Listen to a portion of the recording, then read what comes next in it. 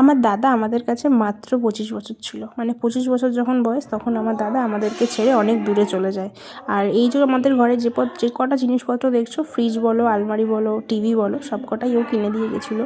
কারণ ও যদি কিনে না দিয়ে যেত, কিন্তু আমার বাবা মার পক্ষে কখনোই সম্ভব হতো না এইসব কেনা। আর এই বাড়িটা দেখছো, এটা দাদা না থাকাকালীন, মানে দাদা যখন ছিল না তখন এই বাড়িটা ছিল না। তখন দাদা আমাদের একটা নর্মালি টিনের আর টালির ঘর ছিল, কিন্তু আমার দাদা মারা যাওয়ার পর অনেক কষ্ট করে ঘরটা বাবা মা বানিয়েছে তাদের সামর্থ্যের বাইরে। আর আমার মায়ের এত শরীর খারাপ, তো তার জন্য আমার বাবার কাছে টাকা থাকুক বা না থাকুক, প্রতি হাটে মায়ের জন্য এই কমলা লেবু বা যে কোনো ফল আনতে ভোলে না, কারণ ডাক্তার বলেছে প্রচুর প্রচুর ফল খেতে হবে, মায়ের হাই প্রেশার, হাই সুগার।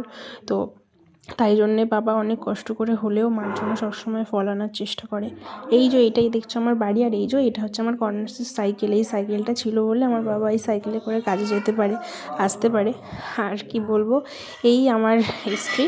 আপাতত আমি এখনও অবধি বেকার, কিছু করি না। কিছু যদি কখনও করি, অবশ্যই আমি আমার বাবা মার পাশে দাঁড়াবো, কারণ আমার দাদা আমার ঘাড়ের ওপর সব দায়িত্ব দিয়ে গেছে। আমাকে তো সেই দায়িত্ব পালন করতে হবে, কিন্তু আমি সেই দায়িত্ব পালন করাতে এখন তৈরি হতে পারিনি, আমি এখনও তৈরি হতে পারি।